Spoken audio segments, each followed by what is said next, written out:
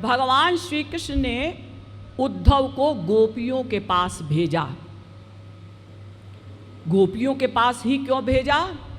क्योंकि भगवान चाहते थे कि मेरा सखा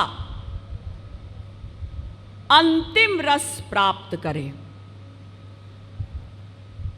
क्योंकि आनंद प्राप्ति में भी बहुत सी कक्षाएं हैं, ईश्वर के लोक में भी बहुत सी कक्षाएं हैं। शांत भाव के, महापुरुष दास्य भाव के, सख्य भाव के, वात्सल्य भाव के, माधुर्य भाव के, माधुर्य भाव में भी साधारणी रति के, समंजसा रति के, समर्था रति के। भगवान चाहते थे कि मेरा सखा उद्धव समर्था रति का वात्सल्य रस, माधुर्य भाव का रस प्राप्त करे।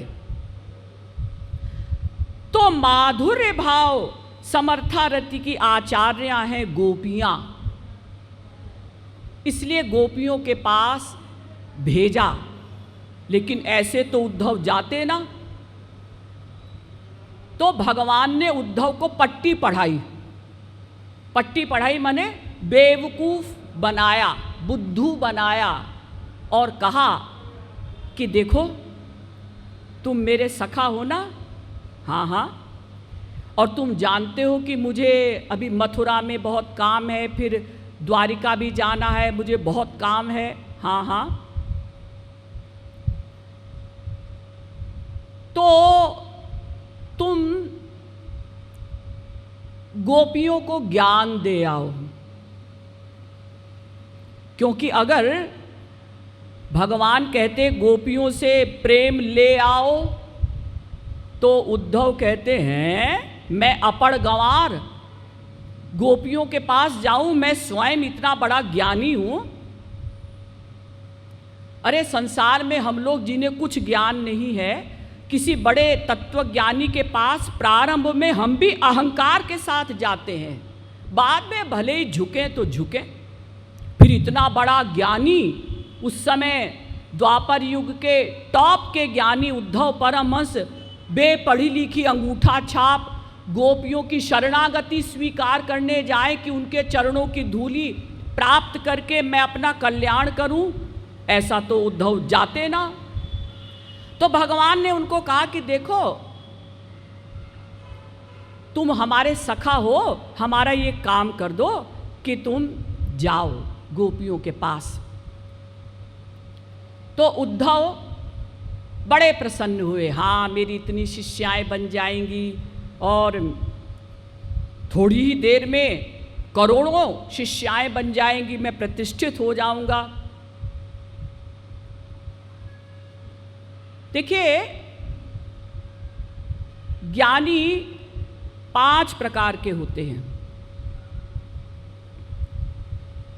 एक होते हैं शाब्दिक ज्ञानी, एक होते हैं प्रैक्टिकल ज्ञानी, लेकिन माया से परे नहीं हुए, लेकिन केवल शाब्दिक ज्ञानी भी नहीं हैं। अब तीसरे हैं असली ज्ञानी, जो माया से परे हो चुके, ब्रह्मानंद प्राप्त कर चुके। इनमें भी 3 सेक्शन हैं, विमुक्त ज्ञानी, ब्रह्मलय ज्ञानी, प्राप्त ब्रह्मलय ज्ञानी। तो उद्धव नंबर 2 के ज्ञानी थे, यानी केवल शाब्दिक ज्ञानी नहीं थे। तो शाब्दिक ज्ञानी किसे कहते हैं? बस वेदों शास्त्रों को पढ़ लिया, रट लिया, लेक्चर भी दे दिया, लेकिन स्वयं कुछ नहीं करते। शब्द ब्रह्मणि निष्णातो न निष्णायात परे यदि श्रमस्य तस्य श्रमफलो ह्यधेनुमिव रक्षतः। हमारे शास्त्र कहते हैं ऐसा वेद शास्त्र पढ़ना, जब प्रैक्टिकल हम कुछ ना करें तो परिश्रम ही है। खाली शब्द ज्ञान से तो हम 1 हफ्ते खाना भी नहीं खा सकते। जैसे कोई पाक शास्त्र की पुस्तक रट ले, हलवा ऐसे बनता है, कलाकंद ऐसे बनता है, पेड़ा ऐसे बनता है, तरकारी ऐसे बनती है, उससे काम नहीं बनेगा। अरे जब तुम प्रैक्टिकल कर ही नहीं रहे हो, सामान मंगा ही नहीं रहे हो, कुछ बना ही नहीं रहे हो, खा ही नहीं रहे हो, तो तुम्हारा पेट कैसे भरेगा? तो केवल शाब्दिक ज्ञान से तो काम बनता नहीं। अब नंबर 2, प्रैक्टिकल ज्ञानी इस अवस्था पर हैं उद्धव जी, यानी ये ज्ञानी शाब्दिक ज्ञान तो रखता ही है, लेकिन साथ में प्रैक्टिकल भी साधना करता है। क्या साधना करता है? तत्त्वम् असि, तत्त्वम् असि। तत् मने वो, त्वम मने तू, असि मने है, वो ही तू है, यानी तू वही है, तू वही है। वही मने ब्रह्म, तू ब्रह्म ही है। तत् मने वो, त्वम मने तू, असि मने हो, तुम वही हो। तुम यानी मैं, तुम नाम का ये जीव वही हो, तुम ब्रह्म ही हो। फिर तत्त्वम् असि, तत्त्वम् असि का चिंतन करते करते करते करते उसकी इतनी ऊंची अवस्था हो जाती है कि ये तीनों लीन होने लगते हैं। तत् भी और त्वम भी लीन हो जाता है। और एक अवस्था आती है और ऊंची, अहम ब्रह्मास्मि, अहम ब्रह्मास्मि, मैं ही ब्रह्म हूँ, मैं ही ब्रह्म हूँ। फिर इसका चिंतन करते करते करते त्रिपुटी समाप्त हो जाती है और वो बस अपने ऐसे शांत हो जाता है। वो त्रिपुटी समाप्त हो गई, अहम भी समाप्त हो गया, ब्रह्म भी समाप्त हो गया, बस वो लीन हो गया प्रेम समाधि में, ज्ञान मार्ग की समाधि में। लेकिन महान और प्रकृति का भेदन नहीं कर पाया ये ज्ञानी, जो प्रैक्टिकल ज्ञानी है। चूंकि ये भगवान की शरण में नहीं गया, सगुण साकार श्री कृष्ण की इसने शरणागति स्वीकार नहीं की, इसलिए महान और प्रकृति का भेदन नहीं कर पाता। पंच तत्व आरु अहम का भेदन करिले ज्ञान, राधे राधे।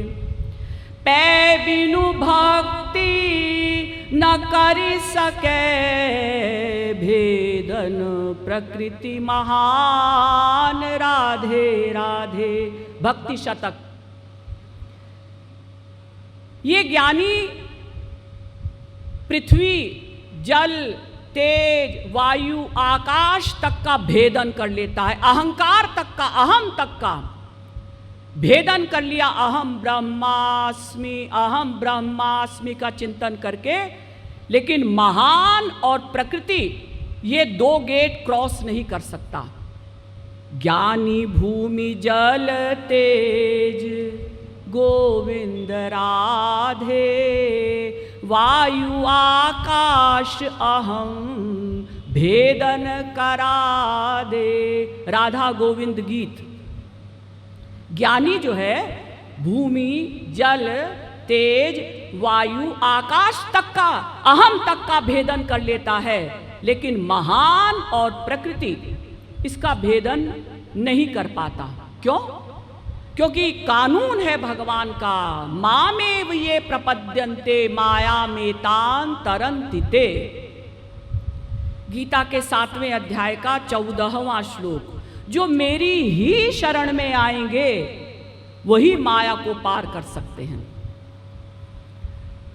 तो आप लोग कहेंगे कि ज्ञानी भी तो निराकार ब्रह्म की शरण में रहता है, तो क्या निराकार ब्रह्म ज्ञानी पर कृपा नहीं कर सकता?